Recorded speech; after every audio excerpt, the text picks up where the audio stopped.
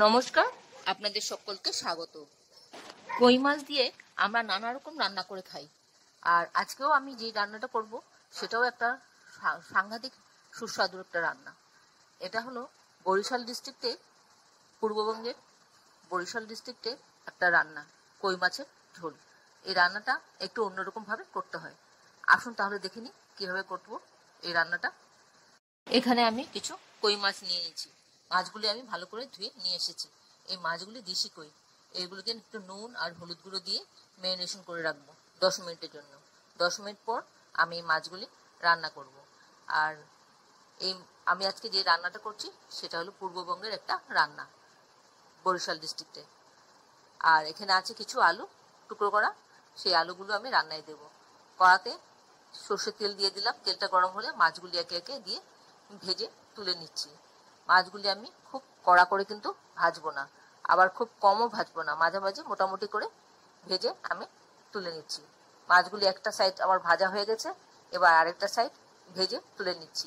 এইভাবে আমি আরেকটা ব্যাচ আমি এইভাবে করে দিয়ে বাদ বাকি মাছগুলো আমি ভেজে তুলে নিয়েছি। এই মুহূর্তে আপনারা কে কোথা থেকে, কোন শহর থেকে, কোন দেশ থেকে আমার এই রেসিপিটা দেখছেন, প্লিজ একটু কমেন্ট বক্সে কমেন্ট করবেন। আমার তাহলে খুব ভালো লাগবে। আর নতুন কোনো বন্ধু প্রথমবার আমার চ্যানেলটাকে দেখে থাকলে আপনাকে একটা বিগ হাগ জানাচ্ছি।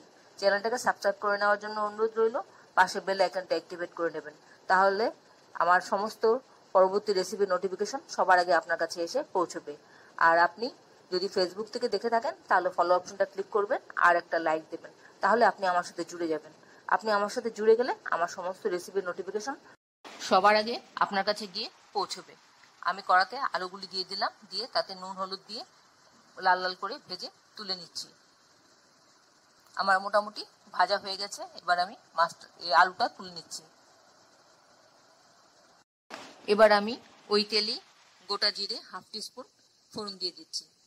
ফোড়নটা হয়ে গেলে পরে এর মধ্যে আমি একটা পাত্রে কিছু মশলা রেডি করে রেখেছি, একসাথে ভিজিয়ে রেখেছি, কারণ ভিজিয়ে রাখলে মশলাটা ভালো মেশে।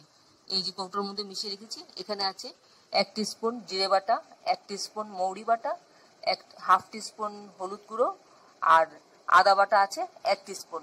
সবটা একসাথে মিলিয়ে আমি ভিজিয়ে রেখেছিলাম 10 মিনিট আগে। এবার ওই মশলাটা আমি রান্নার মধ্যে দিয়ে দিচ্ছি। আমি সবটা মশলা রান্নায় দিয়ে দেব, তারপর কৌটোটা একটু ধুয়ে জলটাও দিয়ে দেব। আমি নষ্ট করব না কোনো কিছু।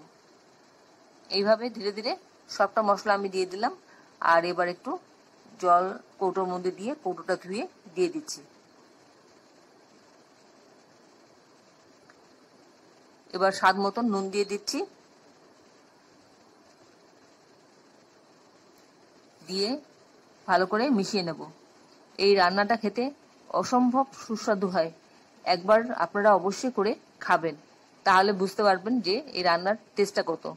একটা তেজপাতা দিয়ে দিলাম। তেজপাতাটা মশলার সাথে একবারে কষিয়ে নেব, তাহলে এর ফ্লেভারটা খুব সুন্দর অ্যাড হবে। খানিকক্ষণ কষানোর পর এর মধ্যে আমি দিয়ে দিচ্ছি টমেটো একটা কুচি করে রেখেছি, আধ পাকা টমেটো একটা, সেটা আমি দিয়ে দিচ্ছি। আপনার কাছে পাকা টমেটো থাকলে পাকা টমেটো দিতে পারেন। আর 2টো কাঁচা লঙ্কা দিয়ে দিলাম। দিয়ে মশলাটা একবার ভালো করে কষিয়ে ভাজা ভাজা মতন করে নেব। খানিকক্ষণ ভাজা ভাজা হয়ে গেলে এর থেকে সুন্দর একটা ফ্লেভার অ্যাড হবে মশলা ভাজার। এইভাবে খানিকক্ষণ মশলাটা ভেজে নেব। ঢেকে দিচ্ছি একটু 1 মিনিটের জন্য, যাতে টমেটোটা গলে যায়। 1 মিনিট পরে খুলে দেখছি টমেটোটা কতটা গলে গেল। আর মশলাটাও দেখুন অনেকটা ভাজা ভাজা মতন হয়ে আসছে। আপনারা যারা এখনো পর্যন্ত আমার চ্যানেলটাকে সাবস্ক্রাইব করেননি, ঝটপট সাবস্ক্রাইব করে নিন। আপনাদেরকে আমাদের মাঝে দেখতে পেলে আমাদের খুব ভালো লাগবে। মশলাটা আমার মোটামুটি কষানো হয়ে গেছে। মশলাটা আমার ভাজা ভাজা মতন হয়ে গেছে। এবার এর মধ্যে আমি একটু জল দিয়ে দেবো, পরিমাণ মতন দিয়ে দেবো জল, যতটা দরকার। জলটা ফুটিয়ে দেবেন, তাহলে খেতে ভালো লাগবে। এবার ঝোলটা একটু ফুটে আসবে, ততক্ষণ অপেক্ষা করছি। ঝোলটা যখন ফুটে যাবে তখন এর মধ্যে আমি মাছগুলি দিয়ে দেব, ভাজা মাছগুলো। ভাজা মাছগুলো এক এক করে সবগুলো মাছ আমি দিয়ে দিচ্ছি। আপনারা অবশ্যই একবার এই রান্নাটা করে খাবেন, দেখবেন খুব ভালো লাগবে, একটু অন্যরকম স্বাদ। এই মৌরি বাটাটা দেওয়ার জন্য এত সুন্দর গন্ধ একটা হচ্ছে যে এই মৌরি বাটা দিয়ে কই মাছটা সত্যি দুর্ধর্ষ হয়। অবশ্যই একবার করে খাবেন। এবার আলুগুলো এর মধ্যে দিয়ে দিচ্ছি, দিয়ে খানিকক্ষণ ফোটাবো, এই 3-4 মিনিট মতন ফোটাবো মিডিয়াম ফ্লেমে। ফুটলে পরে সবটা ফ্লেভার মাছের থেকে যে গন্ধটা অ্যাড হবে, মাছের গন্ধ একটা আছে কই মাছের, সেই গন্ধটা আসবে, আর মৌরি বাটা সব মিলিয়ে একটা অসাধারণ কিন্তু এই রান্নাটা হয় খেতে। সবশেষে আমি এখানে 1 চা চামচ মৌরি বাটা, যেটা কাঁচা থাকে আর কি, আগে তো আমি ভাজাই দিয়েছি মশলা ভাজায়, এটা কিন্তু কাঁচা দেব। 1 চা চামচ মৌরি বাটা উপর থেকে ছড়িয়ে দেব। এই পুরো রান্নাটাতে মৌরি কিন্তু ডমিনেট করবে, মৌরির গন্ধটা দারুণ লাগবে, দুর্ধর্ষ হয়। এবার এই 1 মিনিট মতন নাড়াচাড়া করে নিচ্ছি মৌরি বাটাটা দিয়ে, তারপর ফ্লেমটা অফ করে দেব। অফ করে দিয়ে আমি ঢাকা দিয়ে স্ট্যান্ডিং টাইম দেব, দিয়ে আমি পরিবেশন করে নিচ্ছি। আশা করি আপনাদের ভালো লেগেছে, আর এতক্ষণ ধৈর্য ধরে আমার এই রেসিপিটা দেখার জন্য আপনাদেরকে অসংখ্য অসংখ্য ধন্যবাদ।